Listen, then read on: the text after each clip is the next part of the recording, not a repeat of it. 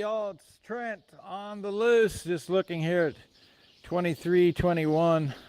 You know what I'm going to do? I should have done this ahead of time, but I'm going to give you the view that I'm getting right now from this old 2321. We're going to talk about the dairy business, and we're going to talk about these Jersey cows. Chris Bousquet is going to be joining me, but you know what's pretty interesting, to be honest? How fascinating it is to think about a cow, and these happen to be Jersey dairy cows, that they will take forages, cellulose material. Look, I mean, how many of us are going to sit down and eat this, right? And yet that ruminant animal is going to do that and give us nutrition, upcycled nutrition on a daily basis. It's like the chicken and the cow. They don't sacrifice anything to continue to provide our nutrition. And who doesn't have? You know, actually, that's an interesting scenario. It used to be, I'm 57, it used to be everybody had a dad who had a story of growing up milking cows before they went to school. I doubt that's happening anymore. But if we listen to Chris Bousquet here today, we're going to find out that if you want to milk cows in Nebraska, the pasture looking forward might be just pretty green. And what's driving that? What is the butterfat content of your cow? And what's happening in the butter market and how that might be a major contributing factor. And then, of course, those buzzwords that I never want to talk about. Are you going to be net carbon zero? I really don't care. But the truth of the matter is that there's a growing market for people that pretend they do care. And how can we be a part of that without breaking the bank? Those are the things that we'll be talking about today from this dairy in Nebraska with Chris Bousquet standing by. Trent on the Loose, just ahead. Trent Loos here from my friend Greg Hager. Do you know why he has been named the Entertainer of the Year? It's because he writes his own stuff. It's because what he writes and performs and entertains will touch you in a way like very few songwriters can touch you.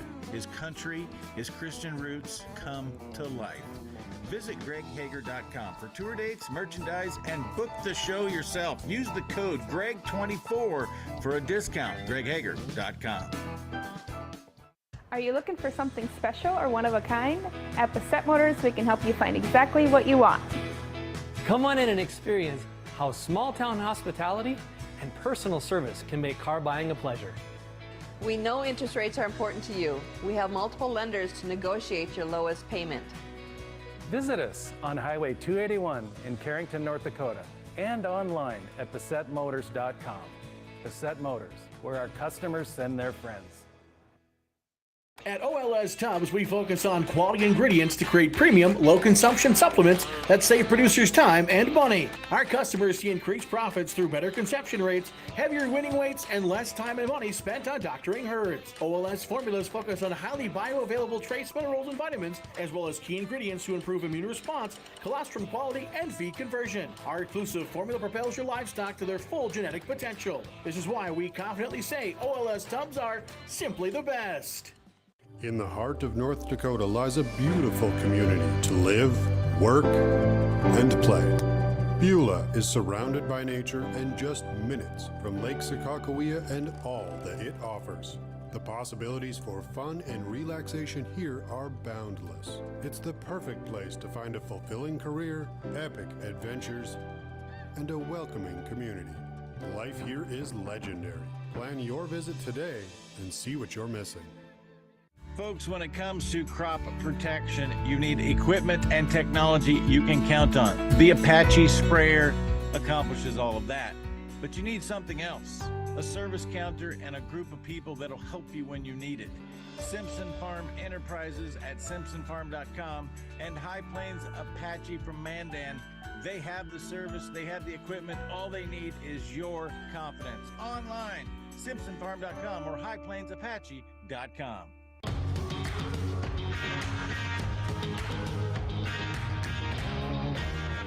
Welcome back, y'all. It's Trent on the Loose. Chris Bousquet. Man, it's been a long time. Where you been hiding? I've been nose to the grindstone, just grinding away, trying to grow the dairy sector in Nebraska. Yeah, we're going to talk about the dairy sector in Nebraska, but first, Friday, National Vietnam Veteran Day, which is to celebrate March 31st, 1973. You were not in Vietnam, just to be clear. Chris, he looks wise, but he was not in Vietnam, but you did serve significantly. Thank you for your service. Yeah, it was an honor of a lifetime for me. I've got a long history of my family serving in the military. A couple of my uncles on my dad's side served in Vietnam. So for me, not only did I want to do it because I wanted to do it, but it was kind of a family thing. And yeah, it took me a lot of amazing places and got a lot of respect for the amazing people that I met along the way. We attended a press conference today, and I was very intrigued by somebody from the government was talking about one of the benefits of raising kids on a farm is that they learn work ethic and they make great military personnel. I was like, where did this come from? Yeah. I mean, I think people with Midwest values, people that grow up on farms, they typically do something selfless every day. They raise food for people. And when you do something that gives back to something other than yourself, I mean, animals, you wake up every day having to do something for somebody else. I think you just get that ingrained in you as an individual in ag that, it's really important to give back and to be selfless. And so it's kind of a calling, if you will. I think a lot of people in agriculture, I can understand why there's so many people that get into the military, and it's an amazing country. And yeah. And Chris, I often talk about, we got a dog driving a side-by-side. That's perfect. I often talk about that when I visit with people in the military, they're generational. People in agriculture are generational. And you bring both of those generational aspects together. Yeah, I would have loved to have gone back and taken over the farm, and I think one of the biggest pieces behind that whole conversation is transition. I think the older generation likes to hang on to things and be in control, and sometimes the conversation and the transition, if you will, to the younger generation becomes difficult. And it was my situation, basically, and my family's situation. But nonetheless, the passion for agriculture is still inside of each one of us that was raised there, and that's why I'm working for the Nebraska State Dairy Association and the dairy farmers today, is because I still have that yearning, I guess, to not just give back, but to try to make the industry that I grew up in better. One final thing, and then we'll talk about dairy and what you've created that you wanted to create. But as I visit with recruiters, it's a tough time to be a recruiter in the military because there's not a lot of, you have to be hardcore and you are really dedicated to this country, because there's not a lot of good reasons for young kids to say, yes, I want to be a part of what's happening.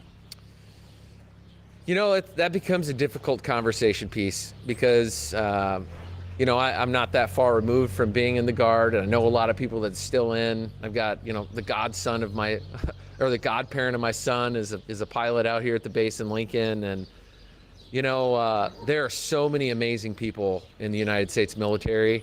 I think a lot of them are frustrated somewhat with kind of the woke culture that is kind of trying to be pushed on them. Nonetheless, they're citizen soldiers, and they're gonna do everything they can to defend the United States of America because it's something they believe in. And I think a tough part, when you're a member of the military, is detaching yourself from the politics of what's happening. We deploy because we want to do the right thing, and that's best for the United States. And sometimes different political parties think that's different from the other viewpoints, and I served a majority of my career under Obama and traveled all over the world, doing things that supported America's interests against the counterterrorism, and I wouldn't give anything back. We can talk about the Afghanistan withdrawal and things like that, and how that was all handled, but long story short, I think there's a lot of people that are extremely proud of what they've done over these last few years, and I wouldn't take anything back. Chris Bousquet, you know what we're going to do? We're going to go to a break right now, and then we're going to come back and talk about dairy. But what I want to close with is Chris and all other veterans and active duty in this country have done their part. If we think there's a problem in the morale, then we need to do our part to step up and be a part of changing it and fixing it so that everybody once again wants to get back to doing what Chris did and so many did, take an oath to the Constitution and for the love of country. As the dust blows here in, what are we in, Lancaster County? Yeah, Lancaster County. Lancaster County, Nebraska. We'll be back with more and talk about what's happening in the dairy world right here with these big eyelashed Jersey cows right behind us. More after this.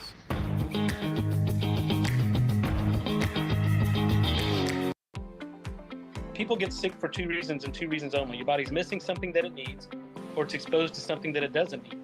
So if you supplement what the body's missing, the body fixes itself. If you remove from the body toxins that are interfering with the body's doing what it's normally designed to do, then the body heals itself. It's really that simple. NO2U, that's nitric oxide, NO, number 2, letter U.com, and you put Trent as coupon code, you don't pay any shipping.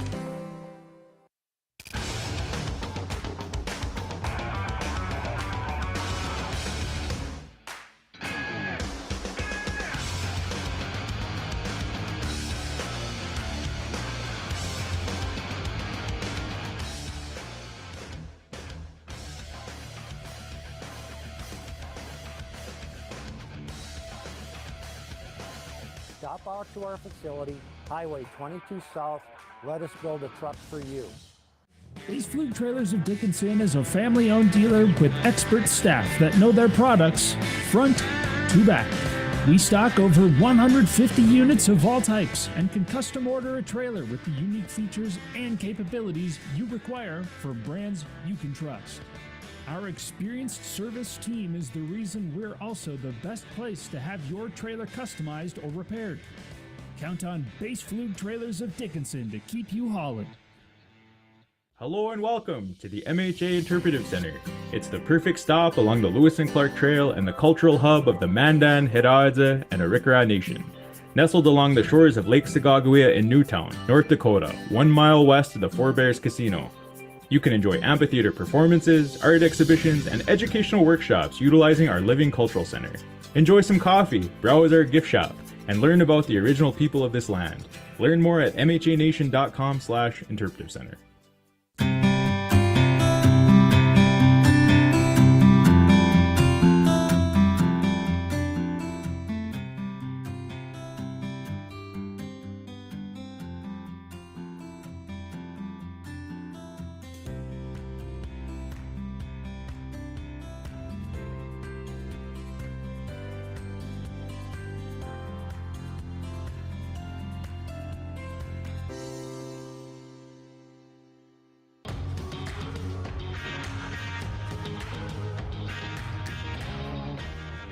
Welcome back. I didn't look at your eyes. Were you looking at the girl's eyelashes when I talked? It's hard to miss, honestly. Beautiful animals. I was in California at the World Ag Expo one year, and I was being interviewed by this lady. She's all serious, and I said, and by the way, how could you not like these Jersey cows? Look at their eyelashes. She completely lost it. She had no idea where to go with that. First of all, tell us, why do we have jerseys? This is not Chris's place, by the way, but he's representing the dairy industry of Nebraska. Why do they have jerseys today? Jerseys are they're an amazing animal. Growing up, I've had a little bit of a history specifically with animals from this farm. So Jason Meyer and his family have been milking here for a long time. Did you notice that when I got the camera out, and Jason was like, I got to go clean a stall? Yeah. Jason, he loves his animals, and that's where he wants to be, and that's why they pay me to do this. But long story short, Jerseys are a really resourceful cow. So they're smaller framed. They don't eat as much, but their components in the milk is outstanding. And a lot of where the value proposition for selling milk has gone is to components. Pounds of protein, butter, fat sold. Those two factors can significantly increase your pay price. And that's the model that Jason's got here is, you've got really high producing cows. This herd on the national scale a few years back was, top 1 and 2 in production per cow. I mean, these are outstanding animals, and they bring a pretty good value. And we actually, on our dairy back in South Sioux City, we bought quite a few of these animals to plug them into our herds and just had outstanding success with them. But the Jersey model, there's either guys that fully believe in Jerseys or they fully believe in Holsteins, and I think you're right either way you go. Yeah. Well, it doesn't really matter the animal. It's how you manage them and making sure they meet your management style and your environment. Yeah, the feed stuff. 100% true. And like Jason's model here, he's feeding a TMR. He's got a lot of control over the feed going into these cows, and really works with a nutritionist to sign total mixed ration for those that are not in the feed business. Yeah. TMR. Yeah, total mixed ration. So, he can be assured that they're getting the right nutrients to not only give them a good amount of volume, but to increase your butter, fat, and protein percentage. And so, there's a lot of times where we'll take people from Lincoln out to Jason Meyer's dairy to show them what he's doing. And, the other cool thing about this farm in particular is that, farmers and cattle, they eat things that a lot of people can't. And one of those things is a waste product called brewer's grain. So we've got Laszlo's Brewery here in Lincoln, Nebraska, making a beer beverage that I think a lot of people like. And the brewer's grains come out here and feed them into his animals. And so he's taking a waste product, turning it into a feed source, and making milk out of it, making food, which is an incredible story. And completely lost far too often, because that ruminant animal right there, which is an animal that has one stomach, 4 chambers of the stomach, will consume what humans could never consume, otherwise a waste product, like you said, upcycle that into butter, fat, or protein if it's beef, whatever the case may be. And by the way, after milking, they still become beef at some level. But the untold story is how the cow contributes to taking what's otherwise useless, upcycling it into the most nutrient dense food substance you can find. Yeah, you nailed it. And we just left Secretary Vilsack was in Omaha today, and where we first saw each other today, but he talked a lot about sustainability and carbon footprint and things like that. And I don't know how you could get more sustainable than an animal feeding operation or a dairy like this, with the amount of things that they do to recycle and reuse and use feed products to feed and fuel people in the United States it's unfathomable, and it's outstanding. And to further kind of hamper down on the carbon footprint side of the discussion, which is kind of where agriculture's going, and right, wrong, or indifferent, but we were able to help a milk marketing cooperative get set up and established in Nebraska. And, you can look at co-ops however which way you want. Sometimes we've got these really large cooperatives, and the model of the Nebraska Milk Producers Co-op was really just a shell and a mechanism for producers to pool their milk together to get a contract. And in Nebraska, we've been significantly consolidated. 1 or 2 markets controlling the marketplace. And so this is another market that was spearheaded and built organically by producers.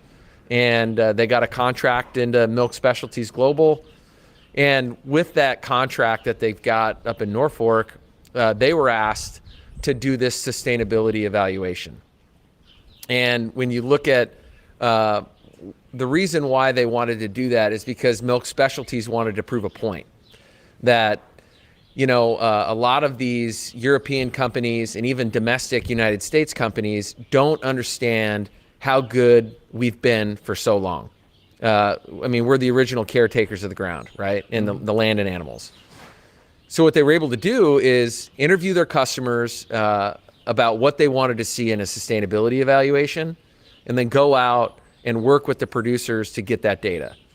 And the data that they found was that the producers within the Nebraska Milk Producers Cooperative were significantly less than the national average on carbon intensity, and significantly less than the European average on carbon intensity. And this is stuff that they literally didn't even change any management practices. They've been doing it forever, but they weren't getting credit for it.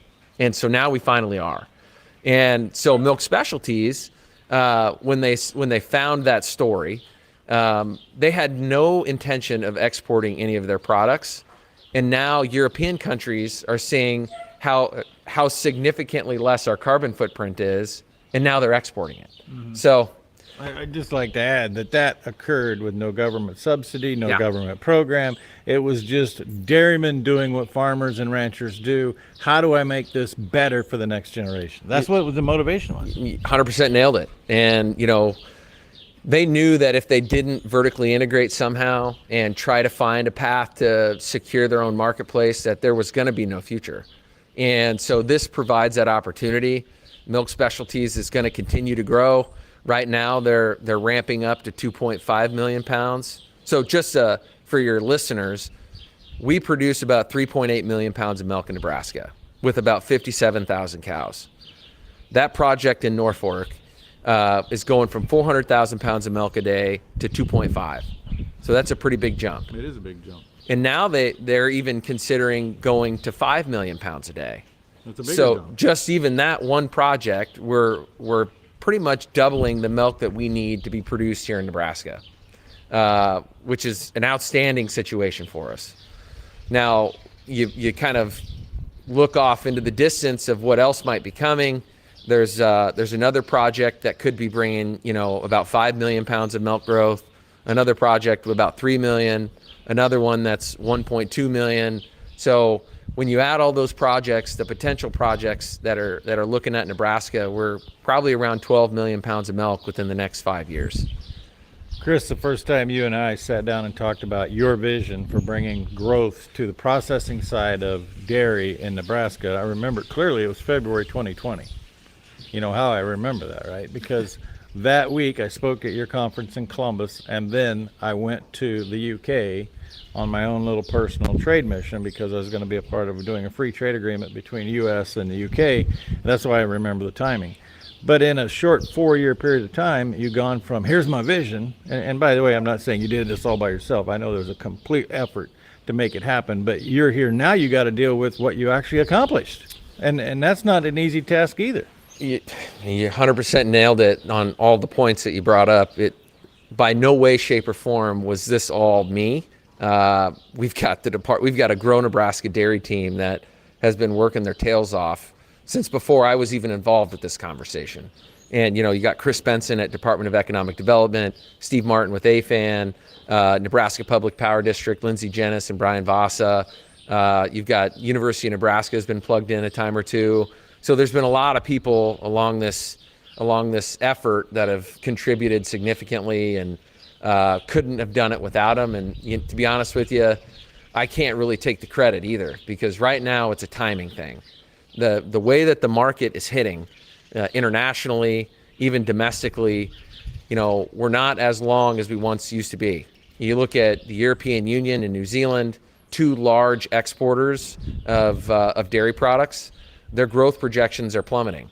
And the reason why, I'm sure your listeners probably know this, is the animal welfare and the environmental extremism going on in those areas. Well, because there's too many people focused on carbon intensity instead of what the cow does best, which is convert forage material into food.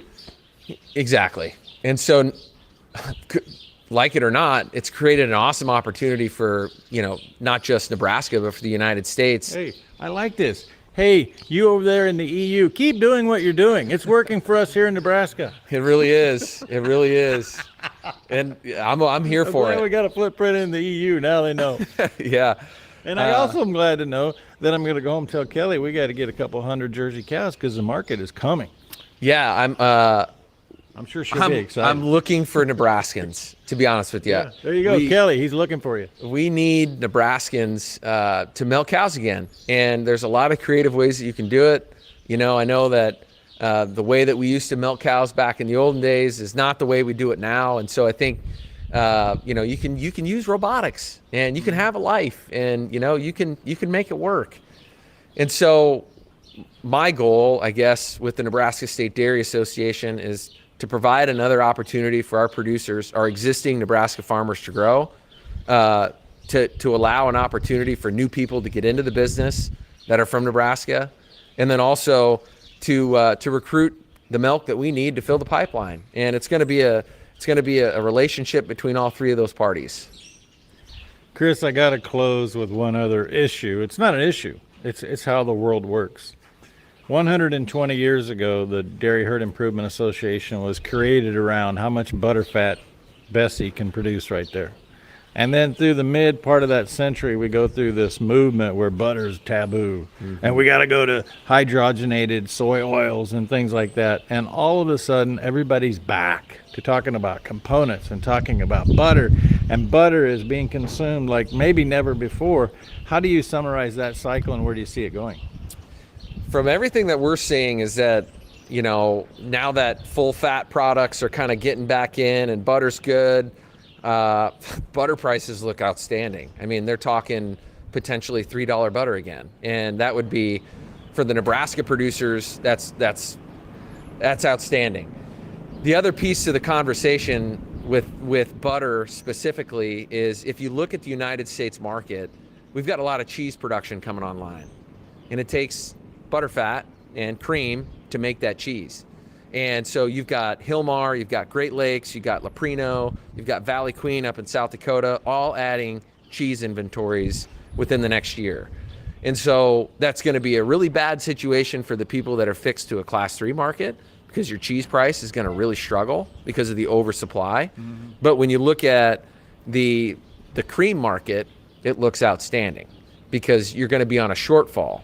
And when you talk about the shortfall, you know, the one thing that farmers have done historically is milk more cows, right?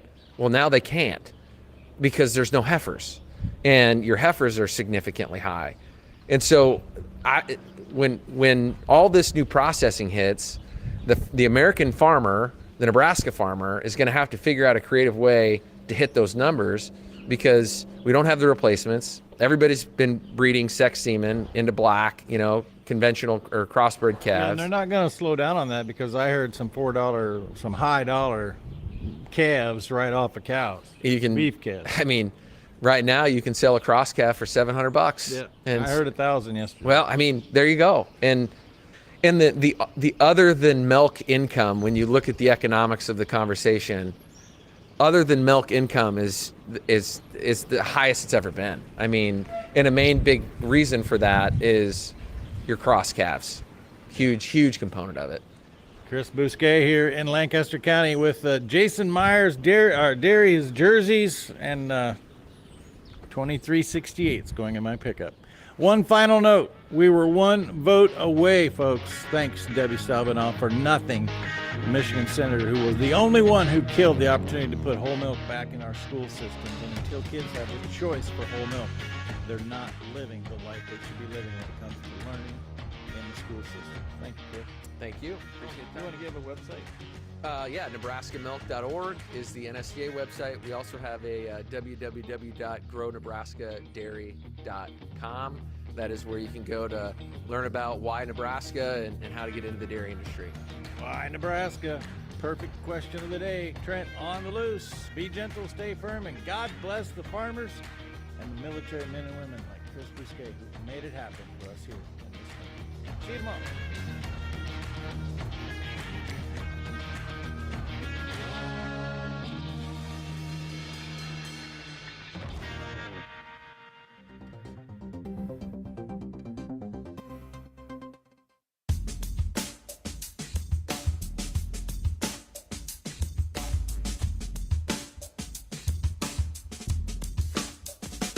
At OLS Tubs, we focus on quality ingredients to create premium, low-consumption supplements that save producers time and money. Our customers see increased profits through better conception rates, heavier winning weights, and less time and money spent on doctoring herds. OLS formulas focus on highly bioavailable trace minerals and vitamins, as well as key ingredients to improve immune response, colostrum quality, and feed conversion. Our exclusive formula propels your livestock to their full genetic potential. This is why we confidently say OLS Tubs are simply the best.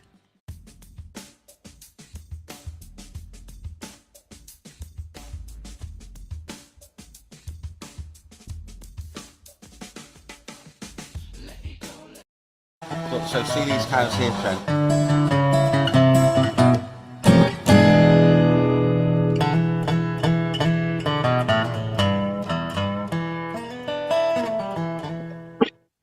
Hello, everyone. I'm Trent Loos. Welcome to another Live Across the Pond with my pontification partner, Andrew Henderson. Good afternoon, UK. Good morning, USA, and I bow to the prophet Loos today.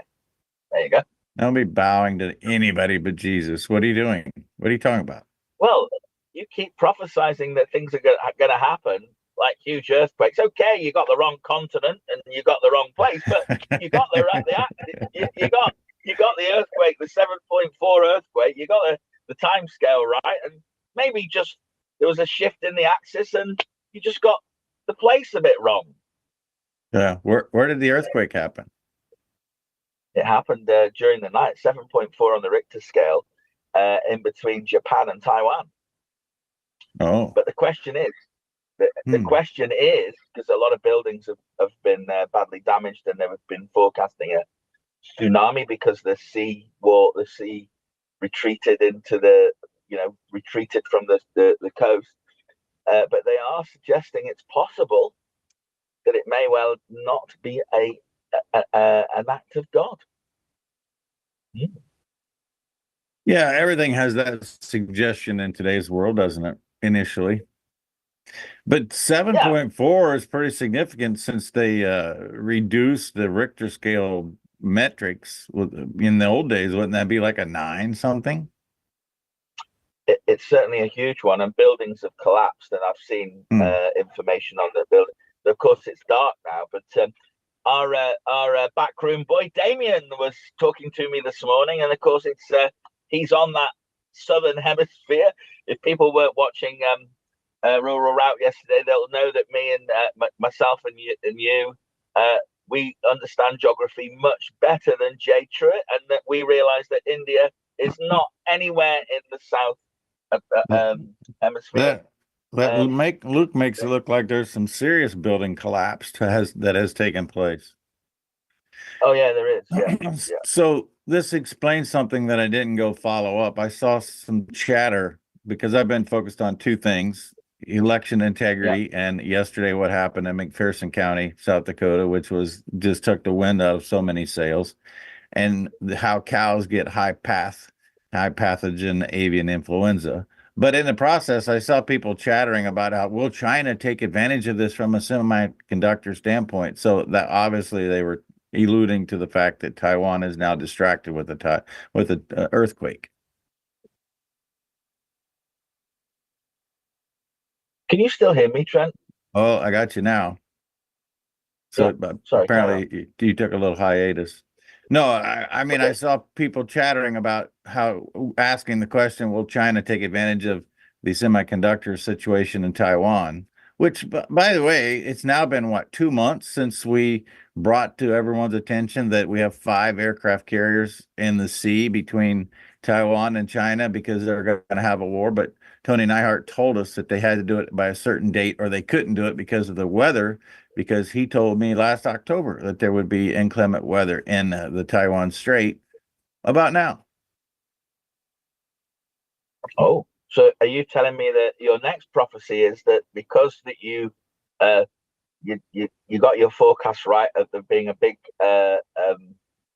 earthquake, that you now think that means that the Taiwan invasion may be put off for another year? Is that what you're suggesting? No, according to Tony. By the way, I'm not a prophet. I simply pay attention to things that I think are very credible sources.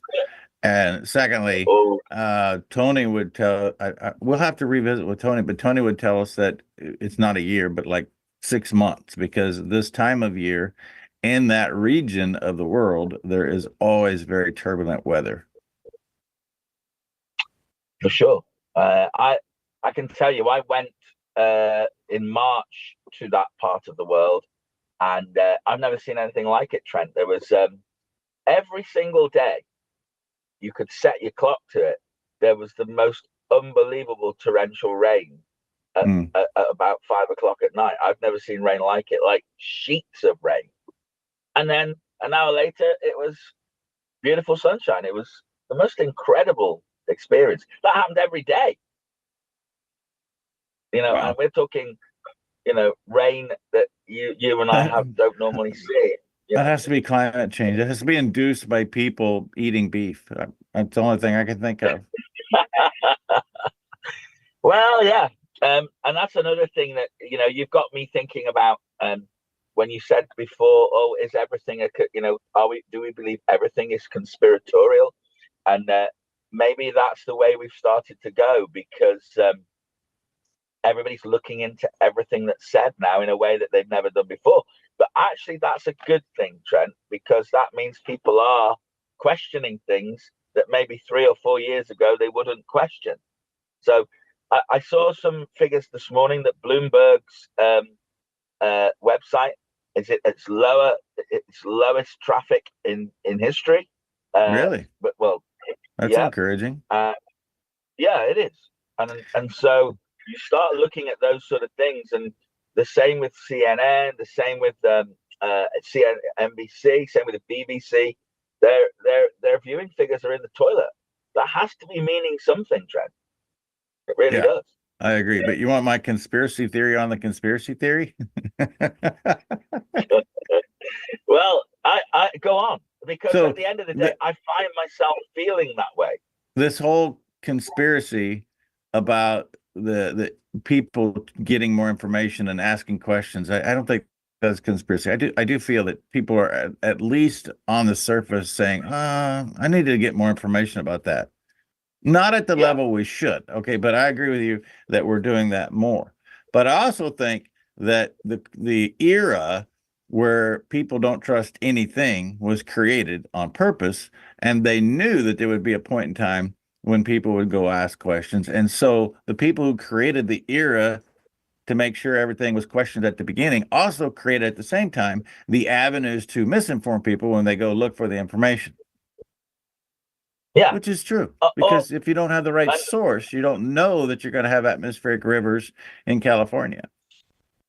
Yeah, or the fault line in Iowa, or whatever. No.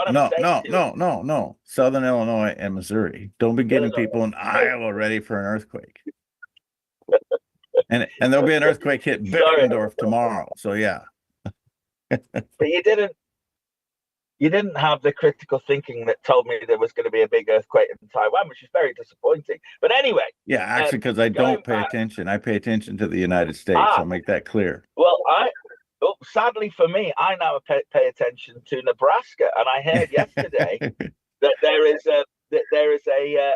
That's not sad for you. That's a great advancement in your overall attention span. There was an executive order, apparently, trying to stop the Democrats stealing elections in Nebraska. What do you know about that story? Is there any truth in it? So I'm assuming you're talking about the legislature yesterday was discussing, and the governor weighed in. There was no executive order because we are one of 3 states in the nation that does not have an electoral total vote. There is one district, District 2 in Omaha, that is separated out, and 2 of the last 3 presidential elections, one electoral vote goes to the Democrat, and the rest of the state went to the Republican. There's been a movement to make us like the other 48 states that do this and have a total vote. Oh, sorry to burst your bubble, but I think you'll find there is an executive order around this. And that's what's being debated at the moment. It may well have been motioned by your state legislator, but I saw very clearly that there's an executive order that they want people to support to stop exactly what you've just said. So I that's how it was described to me on what I read anyway. So there you go. I think the executive order was to do what? And by the way, I give zero credence to executive orders. They're not constitutional in the state or the nation, but go ahead. No. Whoa. I'm only the messenger. I'm just saying. No, I don't think your message is even accurate. Okay, in the past, you've had to make the odd apology. I know that you have. I'm just saying that's what I read. There's some order that's trying to make happen what you just described. And it was in the form, I believe, of an executive order, because there was a number that went with it, and it was asking people in Nebraska to support that order. There would never be an executive order that should pertain to that. That is the will of the people, period. Okay. All right. But I will hey, also listen, tell you, this Governor Pillen has acted more like a dictator than implementing the will of the people since he took office a year and a half ago. Right. Okay. Well, let's this story will carry on, I believe. I'll read a bit more into it and grovel back to you with the truth. There you are. That's what I intend to do with that. Meanwhile, I've sent our backroom boys. I've sent them a new entrance into Scotland. Is it ready to be shown? Now, just so you know, Trent, it probably excludes you from ever visiting Scotland again, because these are all the things on the Welcome to Scotland board that you pass as you enter Scotland from England that you're not allowed to do, which they will quantify hate speech. Okay. Yeah. So you need to be very careful the next time you go for a little trip to Scotland. I hate to say this, but we got to go to a break. Live across the pond, Andrew Henderson, Trent, Loos. More after this. Just to make it even more asinine for business in California, that is, California has announced that they are now enforcing a $20 per hour minimum wage. How's that going to play for businesses that are already in peril in California?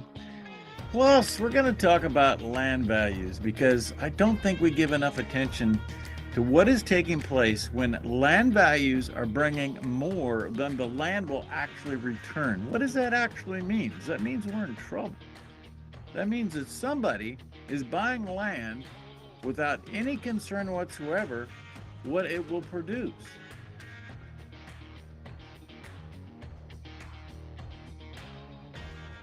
Hello and welcome to the MHA Interpretive Center. It's the perfect stop along the Lewis and Clark Trail and the cultural hub of the Mandan, Hidatsa, and Arikara Nation. Nestled along the shores of Lake Sacagawea in Newtown, North Dakota, 1 mile west of the Four Bears Casino. You can enjoy amphitheater performances, art exhibitions, and educational workshops utilizing our living cultural center. Enjoy some coffee, browse our gift shop, and learn about the original people of this land. Learn more at mhanation.com/interpretive center. Trent Loos here for my friend Greg Hager. Do you know why he has been named the Entertainer of the Year? It's because he writes his own stuff. It's because what he writes and performs and entertains will touch you in a way like very few songwriters can touch you. His country, his Christian roots come to life. Visit greghager.com for tour dates, merchandise, and book the show yourself. Use the code GREG24 for a discount. greghager.com.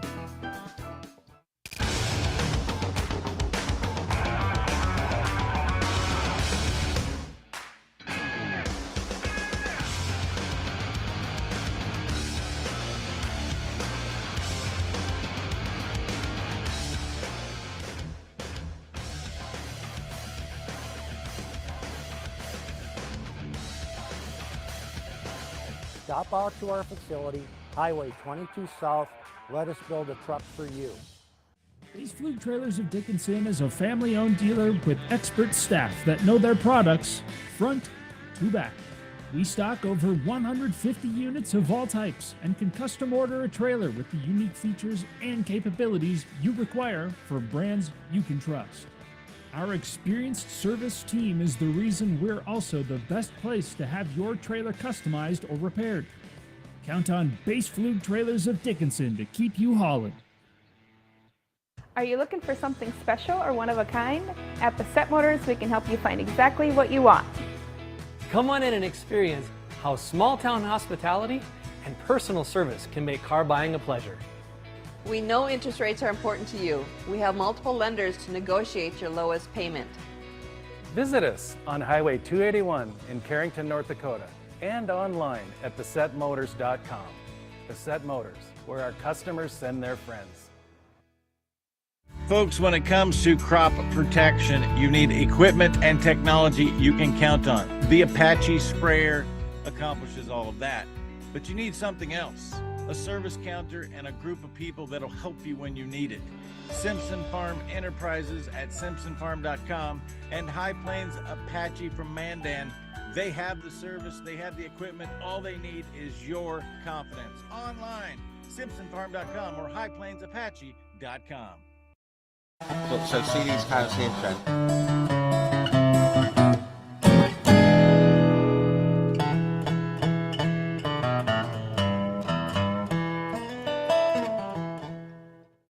Welcome back. Trent Loos alongside Andrew Henderson. And Andrew, did you finish your Scotland premise about hate speech? Yeah. Actually, Well, there's a really great video. If you go online and you watch this police commissioner apologizing for everybody that he's offending in one speech, it is just classic TV. I couldn't send it to you because it's 14 minutes long, but it's just showing how ridiculous this whole situation is. I'll give you an example. You know that Celtic and Rangers are big adversaries on the football pitch. They both hail from Glasgow, and this weekend, one side of the nation, or the capital, or Glasgow, is Catholic, and the other side is Protestant. They're both Christians, but there is visceral hate in the love for each other's club. There is. So one of the ex-players sounds very Christian-like. Well, it is, but it's also, I'm sure, visceral hate. I don't think that's in the Bible anywhere. You should viscerally hate each other. They do, though. I know there's no point in saying. I know it's a rivalry. It's a rivalry, just like you would find in the baseball league in the US, and it can get very vociferous from the stands, between the fans, but it's all mouth. Now, that's just the start of it, because hate speech intends basically to bring in communism, because it stops anybody questioning anything, and anybody that gets offended by anything can then use that in order to stop a conversation. It's the end. It's not the beginning. A hate speech law is the end of civilization. It's not the beginning, in my opinion. Yeah, I agree 100%. Because somebody else is defining what hate speech is, and the truth can be considered hate speech by people who are offended by the truth. Exactly, and I don't believe that a Christian shouldn't be able to disagree or not like something that they've been told.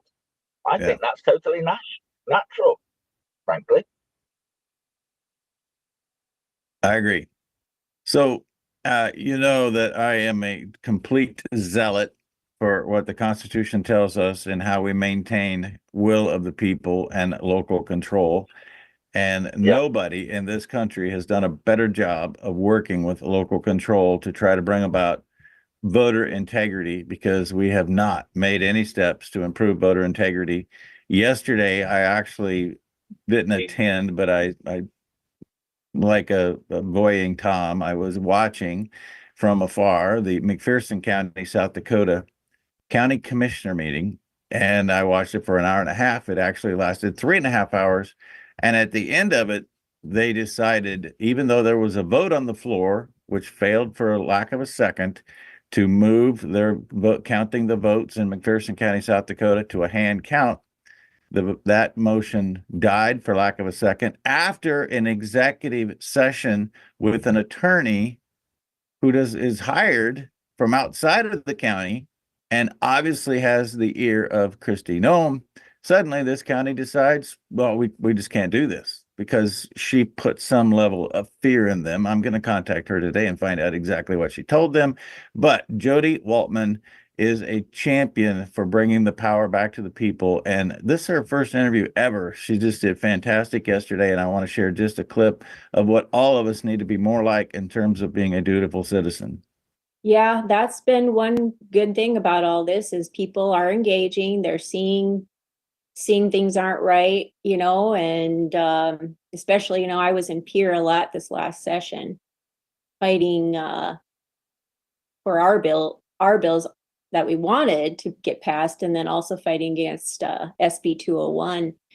And I was I was down there last year too, but this year it was just such an eye-opener when you're down there, you can really see, you know, who's really in charge and who's running the show. And it's not the people. They're not listening to the people. In every single hearing, it was the suits, the lobbyists, and the lawyers versus the people. And every single time they listened to the lobbyists and the lawyers. The people are ignored. The Constitution is shredded. It's disgusting. It really is. And I encouraged a lot of people. I said, you just need to go to Pier and watch what happens there. Just sit and watch. And some people, you know, did, and they agreed. They were appalled at what goes on. It's really sad. You know what you need is a McPherson County farmer to go be in the state Senate, and then maybe some of these problems will begin to turn around. Yeah, I think that's a good idea. You have anybody in mind? I do. Who would that be? Yeah, Mark Lockey. Yeah. We'll get him there. We are. So I think the moral of that story is twofold. It kind of just ties into everything we were talking about in the first segment, saying that people are asking questions. People are at least paying attention to what is taking place and now aware of the level of corruption and how the money, I mean, it's always been like that, but it's certainly magnified in today's world. And when people get their belly full of this nonsense and this corruption, Andrew, changes will be made. And that's what it takes, is to motivate more of the people to pay attention and to do something. But Trent, did you say that they couldn't even get somebody to second the hand counting of ballots? Correct. That's what happened.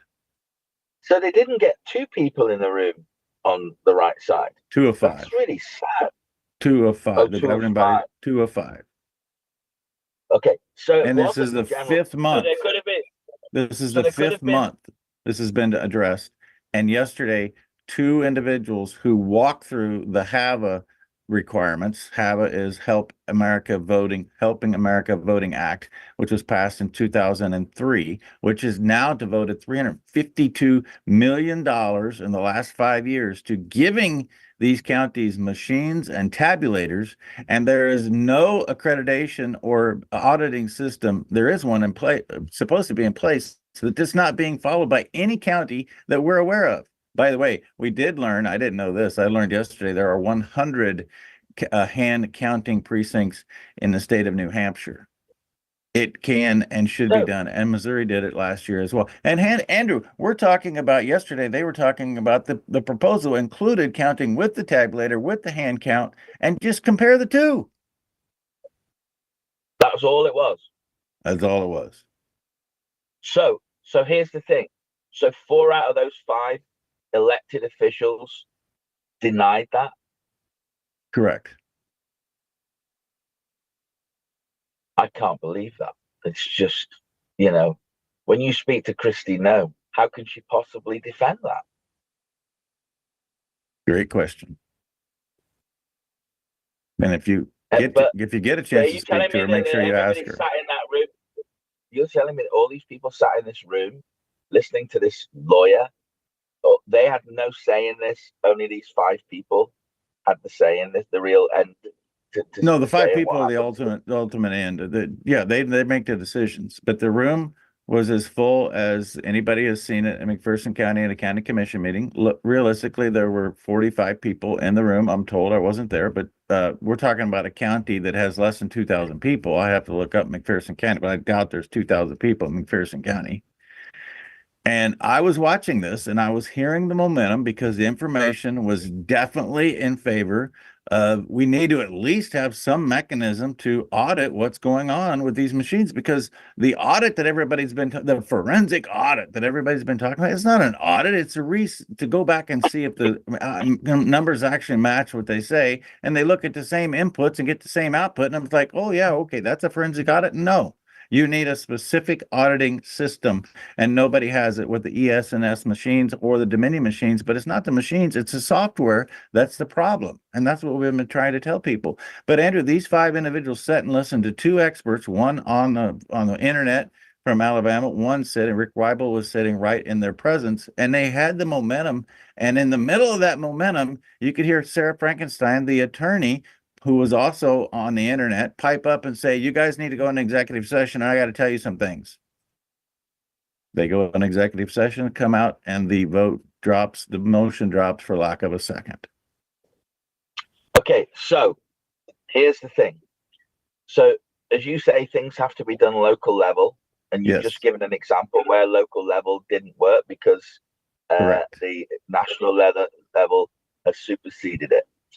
And so the only way that can be put right in the future, in your words, is at the next election, which you say is rigged, for people locally to vote the right people in, to not vote in that way. But so it isn't going to happen, is it? That's what I've been trying to tell you for now about a year. No, you haven't, because you've told me that things can change at the local level, but you're now saying that they can't change at the local level. No, I'm saying they will change at the local level, but that's where we have to start it. And until we fix the voting integrity issue, we're not going to change anything. But that has to happen first. The real question is, what is being said to a governing body of 5 individuals who have heard all of the reasons why they should do this, and with the whole, and if I forgot one part, there was a legal petition presented to this county board, it's the county commissioners, with enough signatures in the county suggesting that they, the people, want to have a hand count, and they rejected that as well. So what was said in that executive session by Sarah Frankenstein, the attorney representing, who is hired by McPherson County, who has the I think ear her name, of I think her President- name tells you everything you need to know. I think her name tells you everything you need to know. I mean, look at what happened to Mitch Live McConnell. across the pond, regaining control over the farmer, Andrew Henderson, Trent, Loos. We'll continue this tomorrow. See you then. Bribery, corruption, bribery.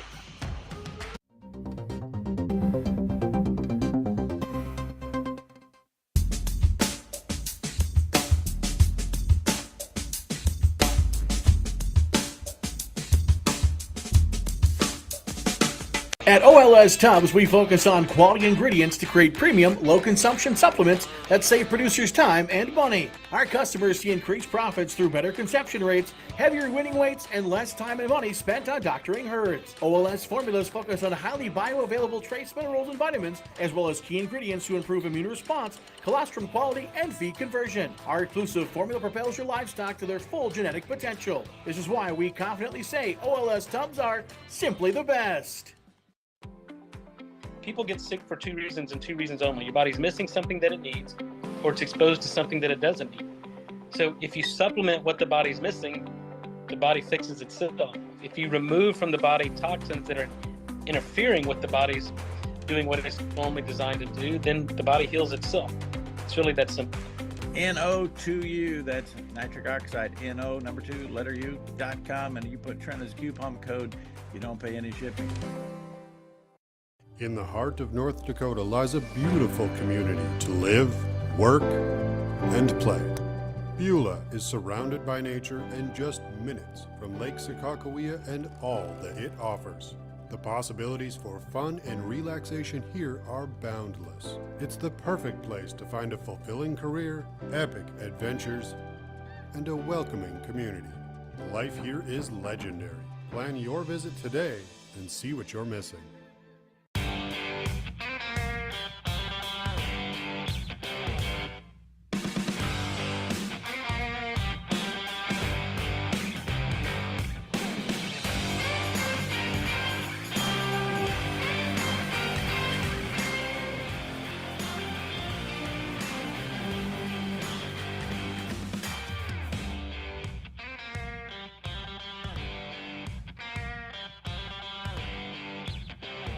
Open Range is going to be like a digital magazine, I call it. We're going to be looking at a variety of subjects from agriculture, energy, sports, art, politics, of course, and we will be talking about a lot of subjects, having a lot of guests on, and I'm going to have a variety of co-hosts. One of them is Memo Barreto, D.L. Wetzel, Gene Grainer, Dustin Goverlau, and Daryl Lease. Welcome to Open Range, weeknights at 9 p.m. Central Time on Beck TV.